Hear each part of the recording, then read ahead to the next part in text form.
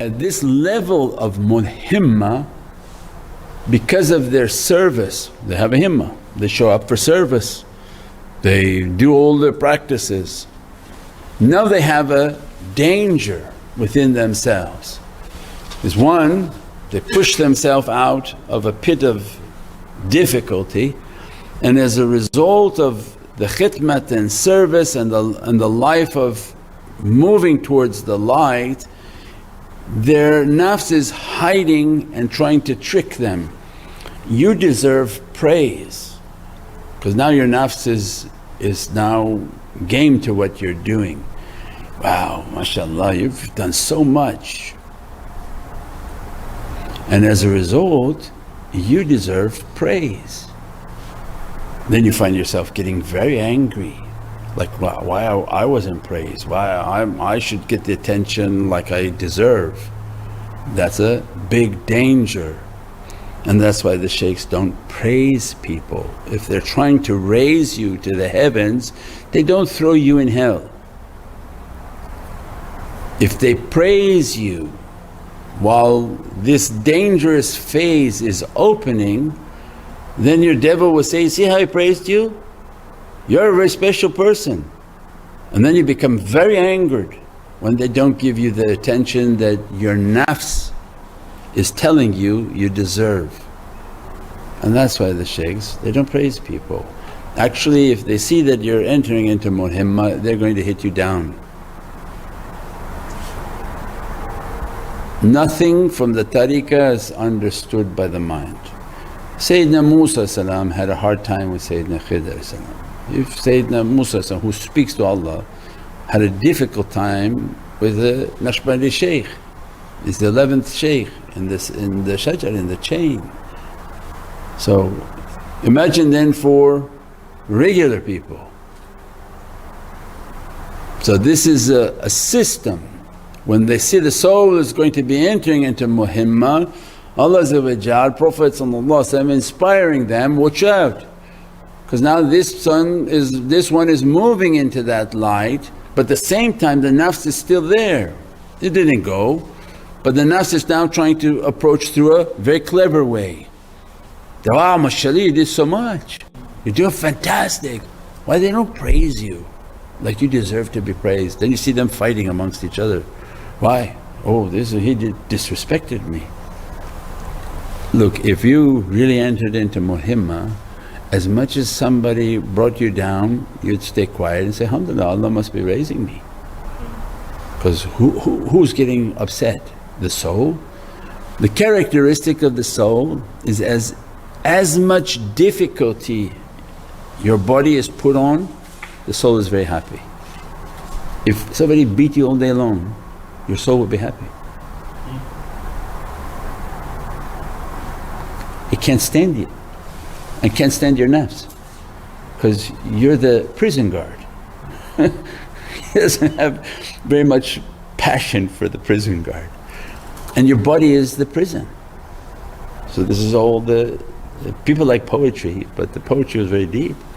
If your body is the prison and the ego is the prison guard, why would your soul be sorry for you?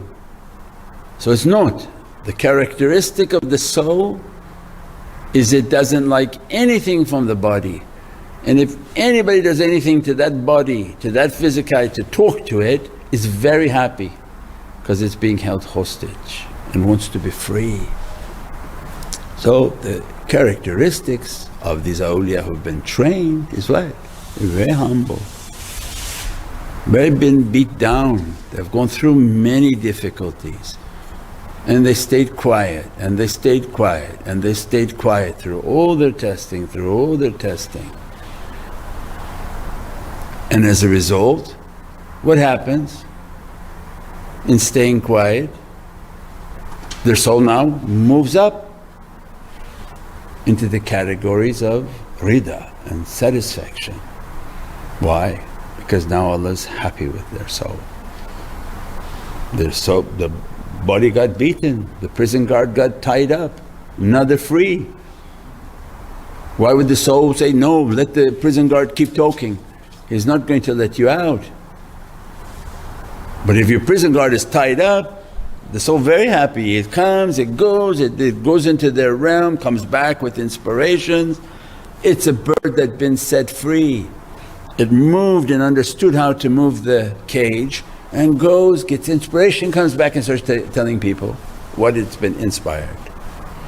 So when we understand the characteristics, that why am I feeling angry? Because your nafs is playing with you to make you feel that you're important. You're not important. The prison guard is not important. What was important and the goal of this journey was my soul to be set free while I'm alive, not dead. I don't want to do that in the grave. That's 70,000 times more difficult. I want that now. Why? Because when it gets stressful I can go have coffee. So this is difficult to stay quiet. But in the grave there's no coffee break. 70,000 times more difficult to reach what Allah wanted you to reach inside the grave, because that's then full-on grave training where everything will come into the grave and begin to do what it has to do, and there is no relief. Allah's rahmah and mercy is to grant that in dunya where, oh, the shaykh said, stay quiet, and they stay quiet with each other. They get humbled, they don't say anything. And they check themselves, oh, I'm getting upset, and go back and they meditate. So why did I get upset? I said, because you think you're special. Then they understand to the soul and which one is the nafs. Why? Because they want their himmah to get stronger, and as a result of a very strong himmah they have the ability to push their nafs down. Now they receive much more inspiration. Now they're useful to the shaykh. If you can't and you don't have a himmah to control the character, you have no inspiration. And if you have no inspiration, then we're not getting anywhere. Subhana rabbika rabbil izzati amma yasifoon wa salaamun al mursaleen walhamdulillahi rabbil alameen. Bi hurmati Muhammad al Mustafa bi siri Surat al Fatiha.